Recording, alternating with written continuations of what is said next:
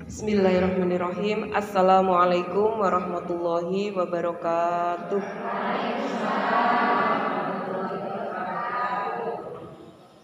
Bismillahirrahmanirrahim. Huwallazi arsala rasulahu bil huda wa dinil haqq liyudhhirahu 'alad dini kullihi walau karihal kafirun walau karihal musyrikun walau karihal munafikun. Rabbi shrahli sadri wa yassirli amri wahlul 'uqdatam min lisani yafqahu qawli. Amma ba'du. Allahumma shalli ala sayyidina Muhammad wa ala ali sayyidina Muhammad. Ibu-ibu, alhamdulillahirabbil alamin, kita panjatkan puji syukur kehadirat Allah Subhanahu wa taala yang telah memberikan keringanan langkah kita untuk bisa menghadiri majelis taklim, yang semoga di majelis taklim ini kita mendapatkan kebaikan, keberkatan, dan semoga rahmat Allah senantiasa bersama keluarga kita, anak-anak cucu kita. Amin amin ya rabbal alamin. Salawat dan salam semoga tetap terlimpahkan kepada junjungan kita Nabi besar Muhammad SAW, keluarga, sahabat, dan juga orang-orang yang senantiasa mengikuti beliau, dan semogalah kita semua di sini nantinya termasuk orang-orang yang mendapat syafaat beliau di hari akhir. Amin amin ya rabbal alamin. Ibu-ibu sekalian, pada malam hari ini saya akan sedikit mengupas tentang pernyataan ya, bahwa ibu-ibu itu kok penggaweannya pengajian sih, nyopo anaknya terus dia pak nih kok penggaweannya pengajian naik. Nek misalkan pengajian nanti anaknya sopo sing rumah dadi opo besok gitu ya. Ibu-ibu sekalian, memang saat ini kita banyak sekali ibu-ibu, kalau ibu-ibu mungkin juga istilahnya aktif ya di media sosial aktif dalam artian seling melihat berita-berita yang itu kadang ya ngatelno gitu ya, kadang ya megelno, semuanya di situ banyak sekali berita-berita. Nah, makanya kita sebagai seorang muslim itu tidak juga harus menelan mentah-mentah semua berita dan pernyataan itu. Meskipun pernyataan itu memang benar gitu ya, tapi kita juga harus istilahnya tidak boleh langsung tersulut emosi gitu ya ibu-ibu ya. Artinya apa? Memang kita sebagai ibu itu adalah dikatakan sebagai madrasah ya. Jadi sekolah bagi anak-anaknya, karena bagaimanapun kita semua di sini sebagai seorang ibu adalah merupakan ini ya, pertama kali yang kita gendong anak kita, kadang ngudang anak kita sampai anak kita besar itu semuanya ada pada ibu. Pinter ndak itu juga tergantung kepada ibu. Dibandingkan dengan intensitas bapak yang megang anak kita itu lebih banyak dengan kita. Nah, oleh karena itu marilah kita pengajian. Kalau kita tidak boleh pengajian, kapan terus kita cari ilmunya? Kapan kita cari pahalanya gitu? Padahal dengan kita mendatangi majelis taklim, juga berkumpul bersama-sama sesama kaum muslimin seperti ini, itu akan menambah ilmu kita dan juga menambah ukhuwah Islamiyah di antara kaum muslimin. Itu marilah kita pahami bahwa kita wajib menuntut ilmu dimanapun itu, baik di majelis taklim, baik melalui media-media sosial atau dimanapun, selama itu memang adalah hal positif dan memang tidak dilarang oleh Allah dan justru itu dianjurkan oleh Allah, marilah kita laksanakan dengan sebaik-baiknya. Saya ingat ibu-ibu, kalau saya juga sering mungkin ke siswa saya itu gini, ada 3 hal yang itu bisa menghancurkan suatu negara. Yang pertama apa? Yang pertama adalah tanamkan ketidakpercayaan kepada para ulama. Nah, saat ini banyak sekali di antara kaum muslimin dan juga di antara mungkin ulama satu dengan yang lainnya itu saling bersinggungan gitu ya, kok tukaran naik gitu. Ulama satu ngejek ulama yang lain, Itu banyak sekali gitu saat ini, karena memang itu adalah merupakan cara-cara orang di luar Islam untuk bagaimana agar ulama itu turun kepercayaannya gitu loh, menurunkan, sehingga nek wis ulama ndak diturut panutane kita sebagai umat Islam siapa? Padahal di dalam Islam dikatakan bahwa ulama itu adalah warasatul anbiya, pewaris para nabi. Nek mereka yang jadi panutan kita sudah runtuh, bagaimana? Itu adalah merupakan salah. Jadi tanamkan ketidakpercayaan kepada ulama.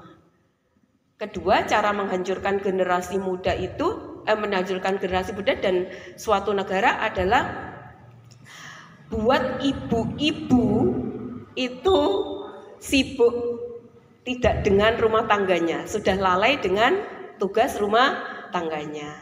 Bagaimana sekarang kita melihat di sosial media, ibu-ibu sibuk memang dengan bagaimana dia pingin eksis di media sosial. Sak geraknya, sak pola tingkuai kuape cekrak sebenarnya.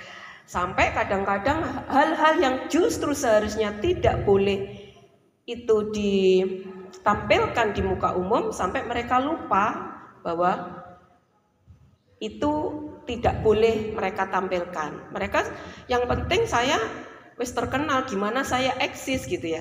Sehingga mereka memang lupa akan tugas-tugasnya sebagai seorang ibu. Itu. Yang ketiga itu adalah menanamkan bahwa mereka tidak lagi menghormati guru. Guru tidak hanya di sekolah, guru ngaji, guru apa itu. Sekarang faktanya itu memang terjadi, ibu-ibu. Di sekolah saya itu sampai, kadang ngelus dada ya. Ngelus dada itu gimana? Karena anak-anak sekarang itu sudah tidak lagi punya sopan santun, tingkah laku. Kalau kita ingatkan, mereka lapor kepada orang tuanya. Orang tuanya tidak terima. Makanya ini sudah terjadi saat ini di negara kita, gimana anak-anak didik sudah tidak lagi menghormati guru. Ini adalah merupakan 3 cara memang Bapak Ibu bagaimana nanti menghancurkan generasi Islam di Indonesia. Kalau sudah seperti itu, kita tunggu aja berapa tahun ke depan. Sampai seperti halnya yang tadi dibaca di tahlil ya, kita semuanya pasti hafal, dan ini juga pernah saya jelaskan. Kita membaca surat Al-Baqarah ayat pertama mulai alif lam mim. Dzalikal kitabul la raiba fih. Kitab ini, Al-Qur'an ini, dzalikal kitabul la raiba fih, tidak ada keraguan di dalamnya. Hudal lil muttaqin, petunjuk bagi orang-orang yang bertakwa. Kita tidak usah ragu dengan Al-Quran. Al-Quran itu menunjukkan segala macam aturan-aturan yang tentang bagaimana kita berhubungan dengan Allah, berhubungan dengan sesama manusia, berhubungan dengan makhluk lain. Tidak ada kitab di dunia ini sampai yang mengatur bagaimana kita masuk kamar mandi dengan kaki yang sebelah mana, keluar kamar mandi itu dengan kaki yang sebelah mana, kita berkaca itu doanya apa, sampai tidak ada kitab yang sedetail itu. Mengatur hubungan perdagangan di mana kita dalam berjualan, jangan sampai kita mengurangi timbangan sedikit pun, jangan. Itu lengkap di dalam Al-Quran. Yang sekarang ini orang-orang luar negeri bahkan banyak sekali yang masuk Islam. Kalau dulu digembor-gemborkan Islam itu gini menakutkan, Islam adalah teroris. Seperti itu memang, Islam adalah kejam. Tapi begitu mereka mengenal Islam, ya baru saja kita lihat di Qatar itu ya. Nah bagaimana orang-orang pada, orang Islam itu baik, ternyata seperti ini. Karena mereka selama ini dibohongi gitu loh. Islam itu kejam, teroris dan lain sebagainya. Jadi di situ kita yakin hudalil muttaqin, ya petunjuk bagi orang-orang yang bertakwa. Petunjuk bagi orang yang bertakwa itu yang apa? Alladzina yu'minuna bil ghaibi wa yuqimuna sholata. Jadi yaitu bagi orang-orang yang percaya kepada hal-hal yang gaib. Hal-hal yang gaib itu seperti kita harus percaya kepada malaikat. Kita kan tidak pernah tahu kepada makhluk Allah yang lain, ya ada jin, ya ada setan, yang yaitu. Kemudian orang-orang yang mendirikan sholat, wa mimma razaqnahum yunfikum, dan menafkahkan sebagian harta yang dikaruniakan Allah kepada mereka. Jadi itulah yang dikatakan orang-orang yang bertakwa. Kita percaya memang kepada hal yang gaib, yang itu memang kita juga diwajibkan percaya. Kemudian kita melakukan sholat 5 waktu, menafkahkan sebagian harta yang diberikan kepada kita, bisa berupa zakat, bisa berupa sodako gitu ya. Walladzina yu'minuna bima unzila ilaika wa ma unzila min qablika wa bil akhirati hum yuqinun. Artinya orang yang bertakwa itu adalah juga orang-orang yang percaya sepenuhnya kepada Al-Qur'an, kemudian percaya kepada kitab-kitab yang diturunkan sebelumnya, ya. Ya, dikatakan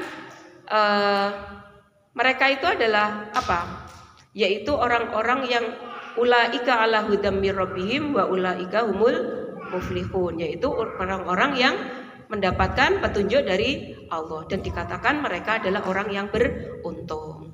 Makanya ibu-ibu, saya berpesan kepada diri saya pribadi, juga kepada ibu-ibu sekalian, bahwa marilah kita sepenuhnya 100% tidak ada keraguan sedikit pun kita kepada petunjuk Allah, sehingga kita tetap menempuh ilmu, menuntut ilmu dimanapun kita berada, baik itu di majelis taklim seperti ini. Karena kalau tidak seperti ini, ibu-ibu akan selalu disibukkan oleh hal-hal yang kita kalau ngaji ya, mungkin anak-anak kita sekarang mungkin ngaji itu 5 menit kayak 5 jam gitu ya. Lihat YouTube 5 jam kayak 5 menit loh, moro-moro jam 12. Padahal aku mau ndelok mulai jam piro. Nggak terasa ibu-ibu. Itu kalau kita tidak memanfaatkan hal-hal seperti itu, hal yang positif. Saya pikir di sini hampir semuanya mungkin punya media sosial kan ya. Ya mungkin ada ibu-ibu yang nggak punya itu, wis itu selamat wis. Selamat wis. Ya artinya selamat dari hal-hal yang membuat kita jadi kepikiran, jadi bergosip dan lain-lain sebagainya. Karena memang saat ini media sosial itu adalah merupakan sesuatu yang di rumah kita jumlahnya tidak satu, anak loro, duwe siji, ayah di rumah itu aja orangnya 4, HP-nya 5, satunya lah itu gitu. Paling ada yang lebih dari itu gitu ya. Untuk apa? Untuk itu ya. Kalau TV kan enggak mungkin punya 3, 4 gitu kan. Tapi kalau handphone kadang bawa uang lupa, nek bawa handphone ndak akan pernah lupa. Bawa uang wis ndak apa-apa kok nyelek koncone bawa handphone balik. Saya itu gitu. Ndak bawa handphone. Loh kok balik handphone kari. Artinya kita itu kayaknya sekarang itu menganggap gimana ya, sesuatu yang ndak penting itu kita anggap penting sekarang itu, gitu loh. Nah makanya ibu-ibu ya semoga kita diselamatkan ya oleh Allah dari hal-hal yang demikian. Marilah kita tetap berpegang teguh kepada dinul Islam, wa'tasimu bihablillahi jami'an wala tafarraqu. Wa'tasimu bihablillahi jami'an itu artinya dan berpegang teguhlah kamu kepada tali agama Allah dan janganlah kamu bercerai-berai. Nggak usah kita tukaran naik gitu ya. Woi kondak iku pengajiane wong NU, kondak woi pengajiane wong, woi kondak iku gitu-gitu. Selama itu yang ya kita inilah sesuai dengan kalau memang itu tidak melanggar dari syariat Allah dan itu yang diperintahkan, kita tidak perlu sampai menjelek-jelekan kelompok yang lain. Pernah saya jelaskan gitu ya, boleh jadi yang kita jelekan, golongan yang kita jelekan itu adalah lebih baik daripada kita gitu. Itu ada di dalam surat Al-Hujurat yang pernah saya jelaskan. Baiklah ibu-ibu, dan itu saja dari saya. Semoga Allah senantiasa menyelamatkan keluarga kita, menyelamatkan anak-anak cucu kita dari dari mara bahaya sudah. Bismillahirrahmanirrahim. La yadurru ma'asmihi syai'un fil ardi wala fis sama wa huwas samiul alim. Kita doa-doa itu aja banyak-banyak sudah. Karena yang bisa menghilangkan kemudorotan dan yang mendatangkan itu adalah hanya Allah semata. Selama kita yakin, dengan sebenar-benarnya yakin, hidup kita akan tenang. Itu saja dari saya. Semoga kita senantiasa diberi kita kalau berdoa ya muqallibal qulub sabit qulub.